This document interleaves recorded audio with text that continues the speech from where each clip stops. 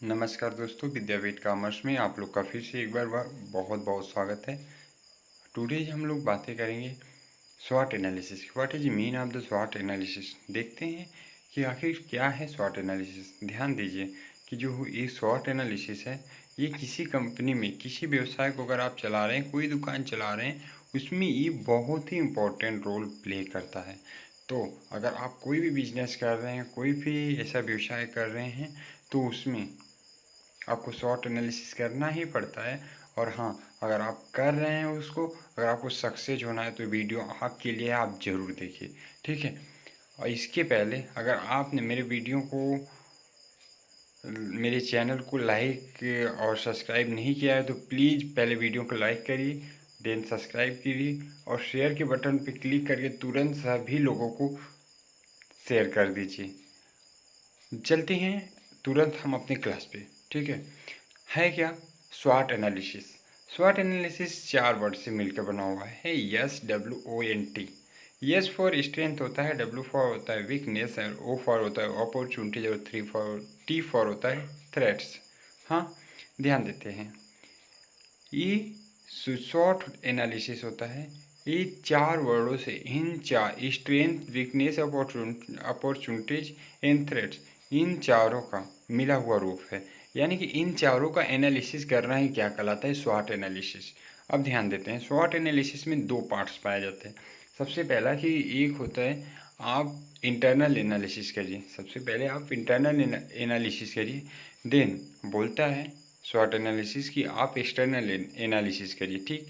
Internal analysis में आपको क्या करना है, तो इंटरनल में आपको 2 वर्ड, पहले वाले 2 वर्ड्स का एनालिसिस करना है। उसमें क्या है, यस है, सेकंड W है। यानी कि आपको स्ट्रेंथ एंड वीकनेस की आपको एनालिसिस करनी है। यानी कि आपकी कंपनी में कौन सी ऐसी स्ट्रेंथ है जिसको पकड़कर आप अपने व्यवसाय को, अपनी फर्म को, अपनी कंपनी को, कुछ भी कर लीजिए, कि उसको आगे बढ़ा सकते हैं, ग्रोथ कर सकते हैं। और आपकी कंपनी में ऐसी क्या वीकनेस है जिसकी वजह से आपकी कंपनी ग्रोथ नहीं कर पा रही है, हाँ, उसको आप सुधारिए। यानी कि जो आपकी स्ट्रेंथ है आप उसका यूज करिए फुल्ली, और जो आपके पास वीकनेस है उसको आप सुधारिए। देन एक्सटर्नल एनालिसिस हम लोग करते हैं। एक्सटर्नल में सबसे पहला होता है अपॉर्चुनिटीज, देन होता है थ्रेट्स। अपॉर्चुनिटीज का मतलब होता है कि अवसर, अगर कोई भी आपके पास ऐसा अपॉर्चुनिटीज आ जाए कि नहीं, हाँ, आपको बाहर के फील्ड में इस टाइम सच में बता दें तो काफ़ी अधिक कंपटीशन है, हर फील्ड में कंपटीशन है। सो आपको हमेशा अपॉर्चुनिटीज़ की तलाश में रहनी चाहिए। अगर कोई भी अपॉर्चुनिटीज़ है, तुरंत उसको हाथ में ले लेना चाहिए, हाँ, छोड़ना नहीं चाहिए उसको, क्योंकि अवसर बार बार नहीं आता है, हाँ। और थ्रेट्स मतलब जो बाहरी हमारी कमियां हैं उसको सुधारना। अगर हो सकता है हमारे मार्केटिंग में कमियां हैं तो उसको सुधारना। अगर आप देख पा रहे हैं कि नहीं, हाँ, हमारी मार्केट में जो बंदे जा रहे हैं वो ठीक तरीके से मार्केटिंग नहीं कर पा रहे, बता नहीं पा रहे हैं, तो उसको सुधारिए, ठीक। इन सब को एनालाइज करके आप अपनी बिजनेस को काफ़ी आगे बढ़ा सकते हैं, हाँ। अब देखते हैं स्ट्रेंथ में किस किन बातों को हम लोग ध्यान में रख सकते हैं। अब ध्यान दीजिए, जो स्ट्रेंथ होता है वो इंटरनल पार्ट्स ऑफ स्वॉट एनालिसिस होता है, हाँ। तो इसमें पहला होता है कि प्रोत्साहन की शक्ति, यानी पावर ऑफ परसुएशन। देन होता है क्लियरिटी ऑफ मैसेज। ध्यान दीजिए, जो हमारा स्ट्रेंथ है हमारे फर्म के अंदर इंटरनल में, वो क्या होता है कि आपको, जो आपके कर्मचारी हैं, जो आपके वर्कर्स हैं, उसको प्रोत्साहित करने का पावर ऑफ परसुएशन आपके अंदर है या नहीं है। अगर आपके अंदर है तो सच में वो आपकी एक स्ट्रेंथ है। आप उससे काफ़ी अच्छे से वर्कर्स के अंदर मोटिवेशन डाल सकते हैं और अपना काम अच्छे से करवा सकते हैं। देन एक क्लियरिटी ऑफ मैसेज। आप कोई भी मैसेज भेजते हैं, वास्तविकता तो ये है कि ठीक तरीके से सभी वर्कर के पास नहीं पहुंच पाता है, बट अगर आप क्लियर करके मैसेज किसी को भेज रहे हैं तो सच्चाई तो यही है कि हाँ, वर्कर्स के पास सही सही शब्द भी जाएगा, और हाँ, वो अच्छे से काम भी करेगा। देन देखते हैं हम लोग अपॉर्चुनिटीज़।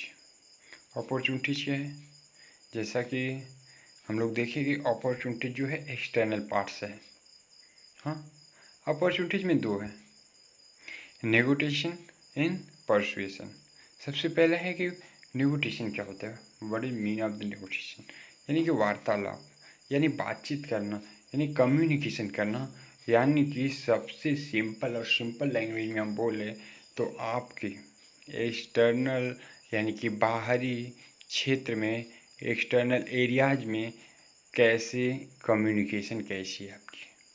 अगर आपकी कम्युनिकेशन अच्छी है, वार्तालाप अच्छी है, बात व्यवहार अच्छी है, लोगों से बात करने की क्वालिटी आप में अच्छी है, सच में आपकी बिजनेस जो है ग्रोथ कर जाएगी। और हाँ, दूसरा है परसुएशन, ये काफ़ी इम्पोर्टेंट है, क्योंकि हाँ, आपको जो बाहर लोग काम कर रहे हैं, जो एक्सटर्नल पार्ट्स ऑफ मेंबर्स होते हैं कंपनी के, यानी कि जो कर्मचारीगण होते हैं जो बाहर के काम करते हैं, जैसे मार्केटिंग और कई सारे ऐसे काम होते हैं, तो उनको हमेशा परसुएट करते रहना, उसको हमेशा प्रोत्साहित करते रहना, क्या कहलाता है, एक अपॉर्चुनिटीज़ है कि नहीं। हाँ, अगर आप वो प्रोत्साहित रहेंगे तो आपके काम अच्छे से करेंगे, आपको प्रॉफिट अच्छा होगा, तो आप अच्छे से ग्रोथ करेंगे। देन हम लोग देखते हैं वीकनेस। वीकनेस आपके अंदर क्या है, एग्रेसिवनेस, किसी चीज़ को लेकर एग्रेसिवनेस, यानी कि उत्तेजना जो आपके अंदर है, हमारे अंदर है, वो हमको बहुत कमज़ोर बना देती है। वास्तविकता तो ये है कि हाँ, कभी कभी तो एग्रेसिवनेस के चलते कई लोगों का व्यापार बहुत ही नीचे स्तर पे आके गिर जाता है, जो कि उठना बहुत ही नामुमकिन टाइप हो जाता है। दूसरा है कि inability to read body language, यानी कि जो बॉडी लैंग्वेज हमारा है उसको पढ़ने की क्षमता न होना, उसमें अयोग्यता होना। यानी कि हमको ऐसी क्वालिटी चाहिए कि हाँ, अगर किसी व्यक्ति को देख रहे हैं, किसी आदमी को देख रहे हैं, तो उसके बॉडी से सिर्फ हम पता कर सकें कि नहीं, हाँ, बंदा क्या कहना चाहता है, क्या करना चाहता है। ठीक। देन हम लोग देखते हैं थ्रेट्स। थ्रेड्स जैसा कि आप लोग जानते हैं कि ये एक्सटर्नल स्वॉट एनालिसिस का पार्ट्स है। हाँ, तो इसमें है पहला लैंग्वेज बैरियर्स, सेकेंड है कल्चरल डिफरेंसेस। होता क्या है कि जैसे कि हम बनारस के रहने वाले हैं, हाँ, और अगर हमको बोल दिया जाए कि आप जाके महाराष्ट्र में या तो फिर बंगाल में आप जाके बिजनेस करिए, या तो वहाँ पे मार्केटिंग करिए, ऐसा संभव है? हो सकता है मेरे लिए मुश्किल हो, क्योंकि मैं वो भाषा नहीं जानता जो वो भाषा बोलते हैं, और हाँ, जो हम भाषा बोलते हैं वास्तविकता ये है कि वो लोग नहीं जानते हैं।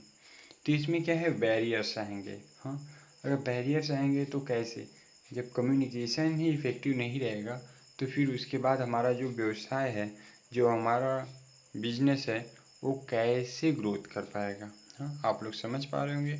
यही सेम है कल्चरल डिफरेंसेस, यानी कि सांस्कृतिक जो विभिन्नताएं होती है कि भैया हाँ, वहाँ की संस्कृति कुछ दूसरी है, यहाँ की संस्कृति कुछ दूसरी है, हम अपने में ढल रहे हैं, वो अपने में ढल रहे हैं, तो मेल नहीं खा पा रहे। यानी कि हम दोनों लोग एक दूसरे के ईच टुगेदर नहीं हो पा रहे हैं, जिसकी वजह से क्या, ये प्रॉब्लम्स आते हैं। और हाँ, ये थ्रेड्स जो है हम लोग काफ़ी प्रॉब्लम खड़ी कर देती हैं। ठीक है, ध्यान दीजिए, इन चार बातों को आप लोग ध्यान से अपने व्यापार में यूज करके काफ़ी अच्छे से अपना व्यापार आप लोग ग्रोथ कर सकते हैं। और हाँ, अगर कोई भी आपको प्रॉब्लम हो रही, आप हमें कमेंट्स में पूछ सकते हैं। अच्छा, ये